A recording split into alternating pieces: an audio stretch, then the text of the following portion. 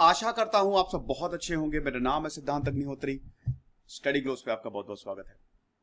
प्रशांत किशोर, उम्मीद दोस्तों, उम्मीद। पॉलिटिक्स क्या है कि हम सब एक ना एक वक्त पे तो चाहते हैं कि अगर मैं प्रधानमंत्री होता तो मैं ये कर देता, लेकिन बात यही है ना कि हम सब प्रधानमंत्री हो नहीं सकते। प्रधानमंत्री एक ही होता है।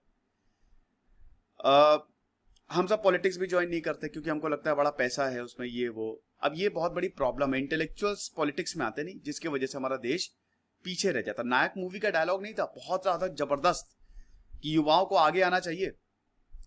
हम इन लोगों के भरोसे छोड़ देते हैं जो जिनकी काफी उम्र हो गई होती है और वो देश को पीछे ले जाते हैं। यही है, सच बात भी है, क्योंकि हम पॉलिटिक्स में आना ही नहीं चाहते हैं। उस पार्टी का बेड़ा पार हो जाता है। कांग्रेस को छोड़ के 2017 में कांग्रेस को सपोर्ट किया, वो भी कांग्रेस को दोस्तों इसलिए इन्होंने जो पॉइंट्स दिए थे कांग्रेस ने वो इंप्लीमेंट नहीं किए पूरी तरीके से। वही एक ऐसी चीज है जब इनको हार का सामना करना पड़ा। अभी बंगाल में जीत गए, लेकिन अब प्रशांत किशोर ने अपना आईपैक छोड़ दिया है, पब्लिक अकाउंट्स कमेटी छोड़ दी है। क्या करेंगे पता नहीं। हम बात करेंगे प्रशांत किशोर की। अच्छा, जो मैंने शुरू में लंबा चौड़ा भाषण दिया था वो क्यों था पता है? क्यों? क्योंकि प्रशांत किशोर कहते हैं कि युवाओं को आगे आना होगा। 1990s में युवा पार्लियामेंट में 26% थे, आज पता है कितने हैं? 7% से भी कम। और जो युवा हैं भी वो बहुत बड़े परिवार से आते हैं, पॉलिटिकल बैकग्राउंड है उनका। आप मुझे ये बताइए कि देश को तो युवा को ही चलाना है, इंटेलेक्चुअल्स को आगे आना पड़ेगा। यही प्रशांत किशोर कहते हैं। और इनकी ये मुहिम है, जो इन्होंने ग्रुप बनाया है, इनकी ये मुहिम है कि हम ऐसे लोगों को सामने लेके आए। शानदार कहानी है दोस्तों प्रशांत किशोर की, और ये उम्मीद है, उम्मीद। बात करेंगे दोस्तों इनकी। चैनल को सब्सक्राइब मत करो, मत ही करो तुम चैनल को सब्सक्राइब। इतना बढ़िया कंटेंट देते हैं, बहुत बहुत शुक्रिया। पहली बात तो हाथ जोड़ के मैं आपका धन्यवाद आपको देना चाहता हूं, क्योंकि आपने 5 लाख सब्सक्राइबर किए। इस महीने हमने लगभग 2.5 लाख के करीब सब्सक्राइबर गेन किए। Thank you so very much. लेकिन यार, इसको 1 मिलियन तक पहुंचाना है। इंस्टा पे आप मुझे फॉलो कर सकते हो और यहाँ पे सवाल पूछ सकते हो। देखिए, प्रॉब्लम ये है ना कि मैं बहुत बिजी रहता हूँ दोस्तों। मेरा दिन सुबह 6 बजे शुरू होता है, शाम को 6 बजे खत्म होता है। उसके बाद फिर सब कुछ मैनेज करना। अब मैं यहीं पे ही आ गया हूँ, तो और भी फैकल्टीज, सब चीजों को मैनेज करना। तो मैं सवालों की पूरी कोशिश करता हूँ जवाब दे दूं, कई बार डिले हो जाता है। टेलीग्राम पे 20,000 से ऊपर सब्सक्राइबर है, आप इसी को ही ज्वाइन करिएगा।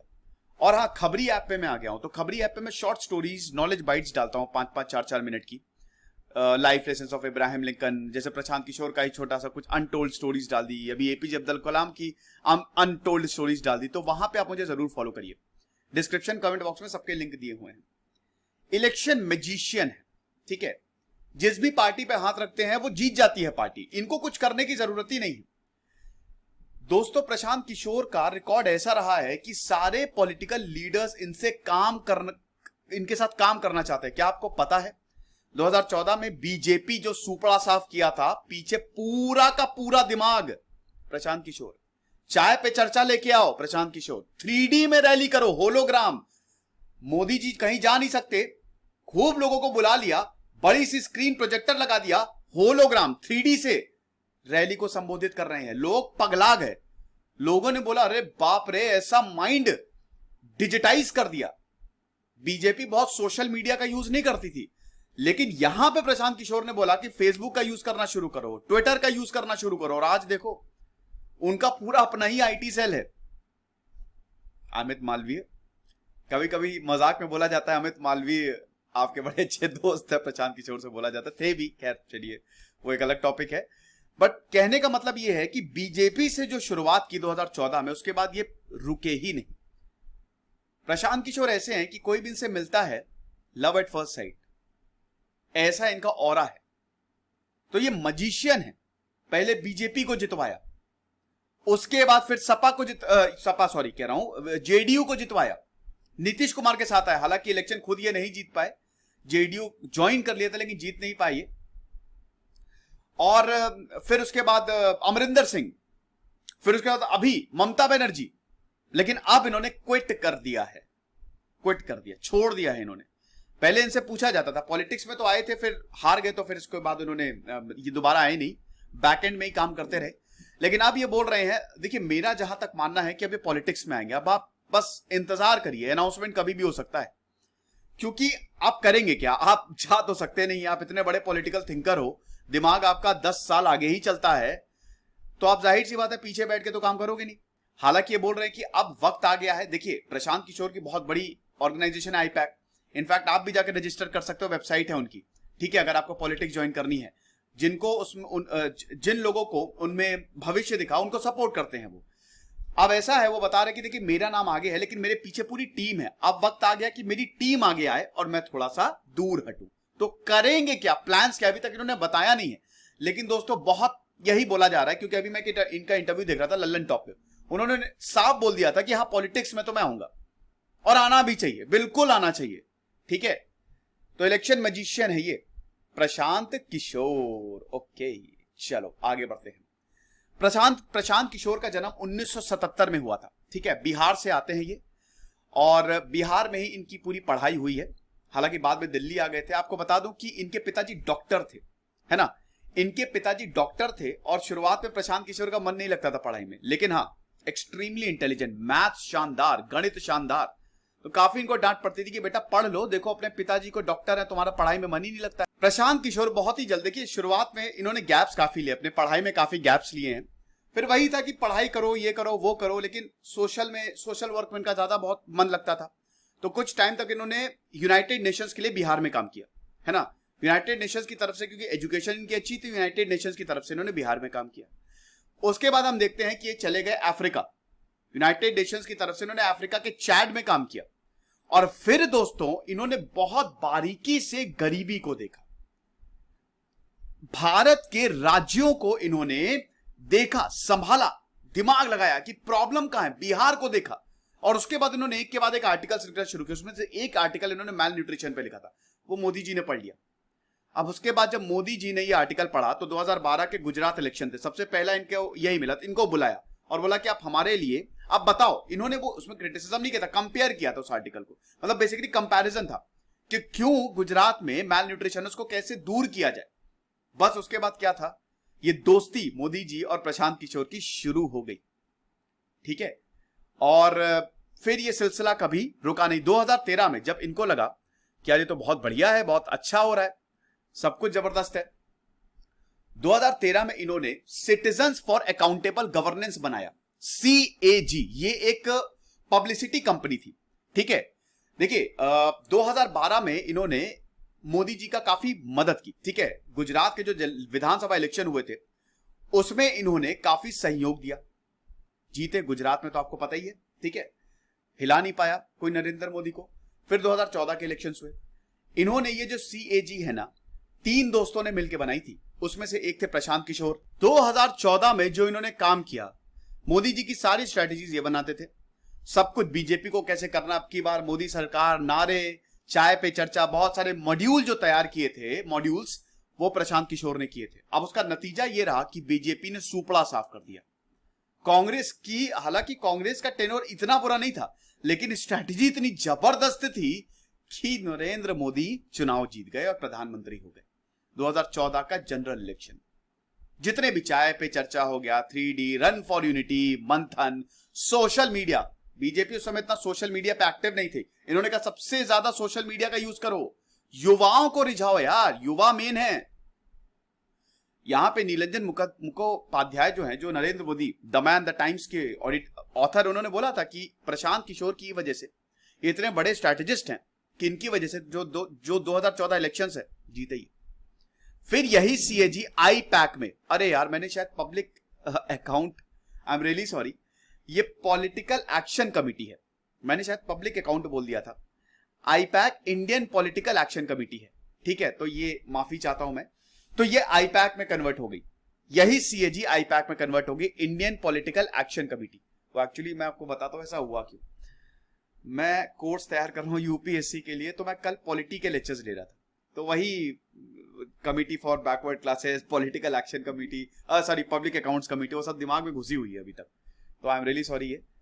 तो फिर उसके बाद हम ये देखते हैं कि बीजेपी को जीत दिला दी, बस एक बार इतनी बड़ी आपको जीत मिल जाए, पूरी की पूरी पॉलिटिक्स दंदनाते हुए इनके पीछे पड़ गई, हमारे लिए काम करो। नीतीश कुमार के साथ जुड़ गए, नीतीश कुमार की JDU के साथ जुड़े, बिहार असेंबली इलेक्शंस हुए, अगेन यहां पे भी बिहार में नीतीश कुमार और जो लालू प्रसाद यादव का गठबंधन था, तीसरी बार नीतीश कुमार चीफ मिनिस्टर हो गए। नीतीश कुमार की बायोग्राफी मैंने कवर किया, आप जरूर देखिएगा। 2005 से लगातार वो बिहार के चीफ मिनिस्टर हैं, ठीक है। तो अब यहां पे दोस्तों ऐसा है कि जब ये हुआ तो उसके बाद फिर पंजाब के अमरिंदर सिंह के साथ काम किया, उनको जीत दिला दी। फिर इधर चले गए साउथ, वाईएसआर कांग्रेस के साथ काम किया। Andhra Pradesh assembly elections, again YSR Congress को भी जीत दिला दी।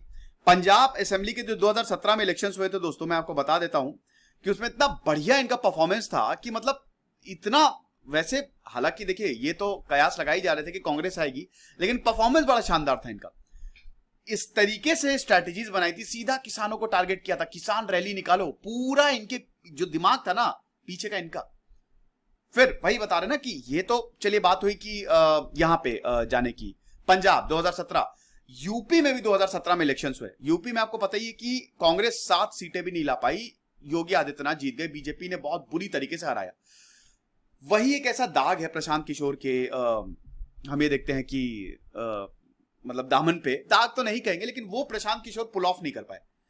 उसका रीजन ये था कि 14 पॉइंट प्रोग्राम बताए थे, सोनिया गांधी को किस तरीके से जाना है, कौन कौन से शहर में जाना है, थोड़ा सा रेडिकल आपको होना पड़ेगा, हिंदू मुस्लिम कार्ड थोड़ा सा आपको खेलना पड़ेगा, ठीक है, कैसे मोदी जी को क्रिटिसाइज करना है, ये सब बना के दे दिया चिट्ठा राहुल गांधी को। राहुल गांधी और प्रशांत किशोर की बनी नहीं।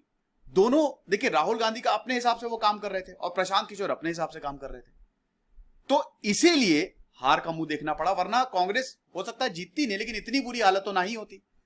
महागठबंधन बुरी तरीके से हारा और बीजेपी यहां पे योगी आदित्यनाथ जो है, देखिए मेरा मानना एक और है कि देखिए लोग जो है ना, लोग बहुत समझदार होते हैं, लोगों को पता है, तभी हमारे यहाँ सरकारें चेंज होती है। अगर आप अच्छा करोगे तो ठीक है, नहीं अच्छा करोगे तो अगले दिन उखाड़ के फेंक देगी वो।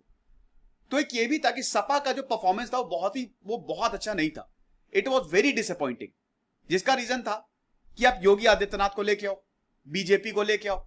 कांग्रेस भी बहुत बड़ी ऑप्शन थी, लेकिन कांग्रेस की इतनी नेगेटिव ब्रांडिंग तब तक मीडिया ने कर दी थी कि कांग्रेस को लाने के लिए कोई तैयार नहीं था, ठीक है। तो प्रशांत किशोर में 2017 के इलेक्शंस में प्रशांत किशोर कांग्रेस के साथ आए, बाद में अलग भी हो गए, हार का सामना करना पड़ा, ठीक है। उसके बाद ये आंध्र प्रदेश गए, वहां पे वाईएसआर कांग्रेस को जिताया, 175 में से 150 सीटें जिता है। मतलब आप ये समझिए कि जिसके साथ वो जीतता नहीं है, वो जीतता तो दूर की बात है, वो वन साइडेड व्हाइट वॉश कर देता है पूरा। 2014 के इलेक्शंस देखिए आप, 2015 के जो फिर उसके बाद बिहार में इलेक्शंस देखिए, 2017 में आप मतलब 2000 पंजाब के इलेक्शंस देखिए, उसके बाद फिर वाईएसआर कांग्रेस आंध्र के इलेक्शंस देखिए। ऐसा हिसाब किताब रहता है। बीजेपी में 2017 में 300 से ज्यादा सीट, कांग्रेस को खाली 7 सीटें मिली थी, ठीक है। तो यही चीज, खैर ये मैंने आपको बता दिया कि 2017 में क्यों एक्चुअली यहां पे प्रशांत किशोर की वजह से नहीं, कांग्रेस में थोड़ा सा इंटरनल डिवीजन भी था, बहुत सारी इसकी वो थे, क्या कहते हैं कि कारण थे कि कांग्रेस नहीं आ पाई। अब अगले देखिए, अब यूपी में इलेक्शंस अगले साल है, तब देखेंगे। फिर ये देख लीजिए 2017 में वाईएस जगन मोहन रेड्डी आंध्र प्रदेश में चुन के आए, याना पिलप्पू हो गया, प्रजा संकल्प यात्रा हो गया, 151 सीटें जीती थी 175 में, ऐसा था। सबसे बड़ी बात दोस्तों तब हुई जब ये आम आदमी पार्टी के साथ आए, ये किसी ने नहीं सोचा था। अरविंद केजरीवाल ने एक बार इनका मजाक उड़ा दिया था प्रशांत किशोर का, दैट वाज अनबिलीवेबल कि प्रशांत किशोर उस समय बहुत जिता रहे थे। देखिए बीजेपी आम आदमी पार्टी की पहले बिल्कुल बनती थी नहीं, अरविंद केजरीवाल की। तो इनसे पूछा, तो जब बिहार में ये जो है वो जेडीयू की मदद कर रहे थे, तो तंज कस दिया ऐसे ही। जब इनसे पूछा कि अरविंद केजरीवाल से कि आपको प्रशांत किशोर कैसे लगते हैं, तो उन्होंने तंज कस दिया कि हाँ बहुत अच्छे लगते हैं, वही चीफ मिनिस्टर हो जाएंगे कुछ दिन बाद, ऐसे हंस के निकल गए। लेकिन दोस्तों अब देखिए वक्त कैसे चेंज होता है, एक समय में जज्बात बदल दिए। तो 2020 में दिल्ली के जो विधानसभा चुनाव है, प्रशांत किशोर और आम आदमी पार्टी साथ आ गए। आम आदमी पार्टी के पीछे का पूरा दिमाग प्रशांत किशोर। अब देखो भैया, अरविंद केजरीवाल वैसे ही IITN है, अब IITN तो वैसे ही उनका दिमाग बहुत तेज होता है, ऊपर से प्रशांत किशोर, ये दोनों का जब हुआ मिलन तो समझ लीजिए तबाही मचा दी। 70 में से 62 सीटें जो हैं वो जीत के आई आम आदमी पार्टी, दोबारा जीत के आई। ये बहुत बड़ी बात है। मैंने बताया ना कि पब्लिक के ऊपर है बेटा, अगर पब्लिक ने तुमको सराखों पे बिठा लिया तो फिर कुछ नहीं हो सकता, और अगर पब्लिक की नजरों में तुम गिर गए तब भी कुछ नहीं हो सकता। बड़े बड़े साम्राज्य, इसीलिए तो डेमोक्रेसी इज वेरी इंपॉर्टेंट। हालांकि सोक्रेट्स ने बोला था कि डेमोक्रेसी फ्लॉड है, मतलब अगर आपको डेमोक्रेसी सच में लानी तो पहले लोगों को एजुकेट करो, तब डेमोक्रेसी लेके आओ। एनीवे, मैं कहां फिलोसफी में घुस गया, लेकिन मतलब ऐसा होता है, इंटेलेक्चुअल, हमारी इंटेलेक्चुअल जो कलेक्टिव इंटेलेक्चुअलिटी है उस पर कोई क्वेश्चन नहीं कर सकता। कभी कभी ये चीजें एक्सेप्शंस होते, कभी कभी चीजें बदल जाती हैं।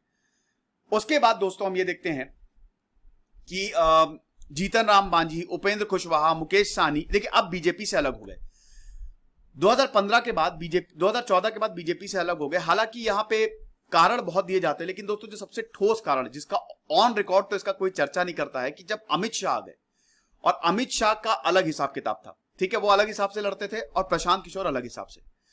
तो यहां पे जब अमित शाह की एंट्री हुई तो बोला जाता है कि आइडियाज में मतभेद हुए, जैसा प्रशांत किशोर चाहते थे वैसा वो नहीं हुआ, इसीलिए उन्होंने बीजेपी को छोड़ दिया। हालांकि दोनों एक दूसरे पे कभी टिप्पणी नहीं करते हैं, और अब वही कहते हैं कि ठीक है, जो हो गया सो हो गया, अब आगे बढ़ना है इंसान को। लेकिन 2020 में अभी जीतन राम मांझी, उपेंद्र कुशवाहा, मुकेश सहनी प्रशांत किशोर से दिल्ली में मिले। और दोस्तों यही जो पिछले साल के जो बिहार इलेक्शन हुए थे, इसने बेड़ा गर्क इसलिए कर दिया क्योंकि सेकेंड वेव का जिम्मेदारी बिहार इलेक्शन भी है।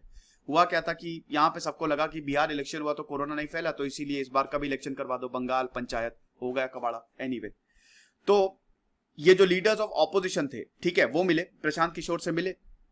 हालांकि प्रशांत किशोर ने बोला कि अब वो किसी को सपोर्ट नहीं करेंगे, ठीक है, और 100 दिनों में 10 लाख युवाओं तक पहुंचेंगे। बात बिहार की कैंपेन इन्होंने लॉन्च किया। अब देखिए, मैंने बताया कि ये युवाओं पे बहुत बहुत बहुत ज्यादा फोकस करते हैं, ये युवाओं को टारगेट करते हैं, इनको पता है कि यही युवा देश बनाएंगे। यही तो प्रशांत किशोर की इतनी बढ़िया बात लगती है कि ये कंस्ट्रक्टिव पॉलिटिशियन है, ये अपनी उसके लिए पॉलिटिक्स नहीं करते हैं, ये आते हैं, इनका मेन मुद्दा है कि अच्छे लोग पॉलिटिक्स में आए, क्योंकि यही लोग देश को आगे ले जाएंगे।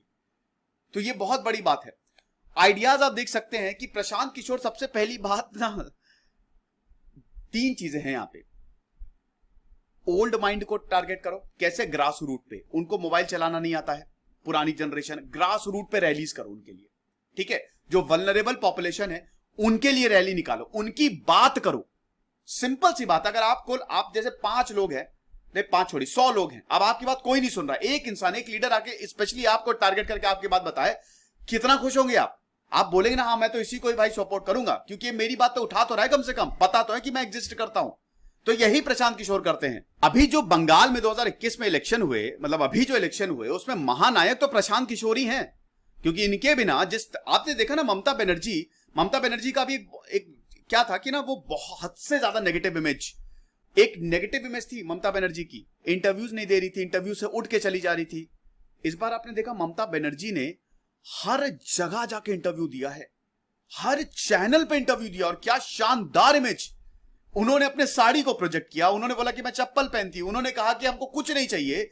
देखिए, बात तो सही है कि ममता बनर्जी पैसे नहीं, आपको पता है ना, ममता बनर्जी सैलरी नहीं लेती है, ठीक है, वो कोई भी रॉयल्टी, वो उनकी कोई कार नहीं है, ठीक है, वो वहां की कार, उनकी कार जो है वो खुद की पार्टी की खरीदी हुई है, मतलब कोई भी फैसिलिटी वो सरकार की यूज नहीं करती है। तो उनके पास पैसा कहां से आता है? रॉयल्टीज से, जो उन्होंने किताबें पब्लिश की है ना, लिरिक्स भी लिखती है ममता बनर्जी, ठीक है, आर्ट एंड कल्चर की बहुत ज्यादा शौकीन है। खैर, बंगाली आर्ट एंड कल्चर की शौकीन होती है, केस स्टडी ऑफ बंगाल पे आप देखिएगा, तो लिरिक्स भी लिखती है, यहाँ पे गाने का बहुत ज्यादा शौक है, लेकिन जो किताबें लिखती है उसकी रॉयल्टी मिलती है, इनफैक्ट लिरिक्स के भी पैसे नहीं लेती है ये।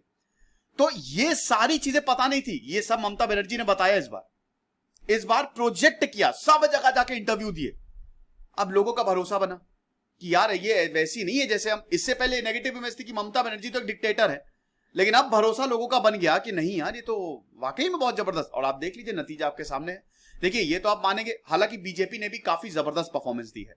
ये बात समझ नहीं रहे कि पिछली बार बीजेपी को 3 सीट मिली थी, इस बार 77 सीटें मिली है। It's a good performance, very good performance, क्योंकि बंगाल में बीजेपी का कभी बेस रहा नहीं है। वोट के बाद यहां पे टीएमसी आ गई, तो आप ये समझिए कि बीजेपी का बहुत तगड़ा बेस नहीं है यहां पे, लेकिन उसके बावजूद इतना अच्छा परफॉर्मेंस देना ठीक है। लेकिन बीजेपी ने अपनी पूरी ताकत झोंक दी थी, आप ये भी मान के चलिए, पूरी, जितना हो सके। नरेंद्र मोदी जाके रैली कर रहे हैं, योगी आदित्यनाथ जाके रैली कर रहे हैं, मतलब जितना हो सके, उसके बावजूद हार गए। प्रशांत किशोर पीछे बहुत जबरदस्त, आप देख सकते हैं इनके जो आइडियाज होते हैं ना, सीधा चोट करो यहां पे लोगों को, यहां पे लोगों की बात उठाओ, यहां पे लोगों को विश्वास दिलाओ। और युवा, पहली बात जो ओल्ड जनरेशन, फिर न्यू जनरेशन, सोशल मीडिया का फटाफट यूज करो, धड़ाधड़ मीम्स बनाओ, मीम्स के जरिए, कैंपेन्स के जरिए कनेक्ट हो सोशल मीडिया, वो कमाल का काम करता है। तो चाय पे चर्चा आप देख लीजिए, इनके coffee with captain Amarinder Singh, दीदी के बोल फॉर ममता बनर्जी, फिर आगे बढ़ते रहो बिहार, फिर एक बार नीतीश कुमार। इस तरीके की जो कैंपेनिंग है ना, वो शानदार काम करती है, जो जबरदस्त। इसीलिए ये एक रेवोल्यूशनरी कंसेप्ट लेके आए हैं इंडियन पॉलिटिक्स के लिए, पार्टी लॉयल्टी। ठीक है, आया राम गया राम सिंड्रोम नहीं है यहां पे कि आए गए, पार्टी लॉयल्टी। एक पार्टी के लॉयल है तो उसी को वोट देंगे। तो भक्त वाला जो कंसेप्ट है वो भी प्रशांत किशोर लेके आए, तो इन्हीं को पकड़ो। बंगाल तक तो बात ठीक है, लेकिन डीएमके के चीफ स्टालिन के साथ ये चुनाव लड़े कह रहा हूं, मतलब चुनाव की स्ट्रैटेजी बने। अब आप ये बड़ी इंपॉर्टेंट चीज है। आप ये देखिए कि यहां पे 150 से ज्यादा डीएमके भी सीट लेके आई। फरवरी में ये एग्रीमेंट ये बता दिया था, स्टालिन ने अनाउंस कर दिया था, एमके स्टालिन ने, कि प्रशांत किशोर हमारे साथ। तमिलनाडु में डीएमके आ गई, प्रशांत किशोर स्ट्रैटेजिस्ट। क्या बात है, एक बिहारी सब पर भारी। बिल्कुल सही है ये। और अब ये देखिए पंजाब इलेक्शंस भी होने वाले हैं, बट अब यहां पे इन्होंने रिटायरमेंट ले लिया, संन्यास ले लिया। इन्होंने बोला कि जो अब बैकएंड में काम करते हैं, अब वक्त आ गया कि वो आगे आए। अब प्रशांत किशोर ये भी बोलते हैं कि देखिए 3 लोगों ने, विनेश सिंह हो गए, प्रतीक जैन हो गए, ऋषिराज सिंह हो गए। आपको बता दूं कि अभी आईपैक में लगभग 1000 लोग काम करते हैं और ये सब बहुत पढ़े लिखे हैं। इनफैक्ट ऋषिराज सिंह IITN है, प्रतीक जैन IITN है, विनेश के पास वकालत की डिग्री है। तो वो बोल रहे हैं कि ये सब लो प्रोफाइल रहते हैं। ये पूरी स्ट्रैटेजी देखिए, मैं फ्रंट फेस हूं, लेकिन पीछे इनका बहुत जबरदस्त दिमाग है। तो अब वक्त आ गया कि ये लोग फ्रंट सीट पे आए, पायलट सीट पे आए, और अब ये नई उड़ान भरे। लेकिन बात वही है कि प्रशांत किशोर आगे करेंगे क्या, पता नहीं किसी को। कयासी लगा सकते हैं कि आगे क्या होगा। फिलहाल इन्होंने अब ये स्ट्रैटेजी, ये बोलते हैं कि ये मेरा प्राइमरी काम नहीं था, प्राइमरी काम मेरा ये नहीं है, वो तो मैं आ गया। वो कहते हैं ना कि मन का हो तो अच्छा, ना हो तो और भी अच्छा। वो तो मैं आ गया, फेम मिल गया, अब सारी पॉलिटिकल पार्टी मुझसे काम करना चाहती हैं। इतनी बढ़िया यहां पे दिमाग लगा रहे प्रशांत किशोर। आप ये देखिए कि इनको कितना फेम मिला, भारत में हर कोई जान रहा है। आप देखिए एकदम पीक पे आके छोड़ रहे हैं, एकदम मतलब बेस्ट इस समय ये सिनारियो है रिटायर होने के लिए। रिटायर होने का आप अपने जब पीक फॉर्म में हो ना, तभी रिटायर हो जाओ। इससे क्या, देखिए जैसे बहुत सारे ऐसे प्लेयर्स हैं जो अपने तब रिटायर हो जब उनका फॉर्म अच्छा नहीं था, उनको याद नहीं रखता कोई। पीक फॉर्म में रिटायर हो तो सब याद रखेंगे। लेकिन रिटायर क्यों हो रहे हैं? मेरा मानना यह है दोस्तों कि पॉलिटिक्स में आएंगे, बहुत जल्द ये पॉलिटिक्स में आएंगे। क्योंकि बाकी करेंगे क्या, बाकी कुछ बचा ही नहीं। क्योंकि अब इन्होंने अपना आईपैक सौंप दिया अपने लोगों को, बाकी क्या। फिलहाल अभी देखते हैं, अनाउंसमेंट होती है तो मेरा मानना है। अच्छा, आप मुझे कमेंट बॉक्स में बताइए कि आप क्या सोचते हैं प्रशांत किशोर के बारे में, और आपको क्या लगता है कि प्रशांत किशोर क्या करने वाले हैं। चलो, ये लेक्चर था, आई होप आपको पसंद आया होगा। ये मुझे पहले लेना चाहिए था, थोड़ा लेट ले रहा हूं। खुश रहिए, पढ़ते रहिए। इधर से सिद्धांत अग्निहोत्री साइनिंग ऑफ।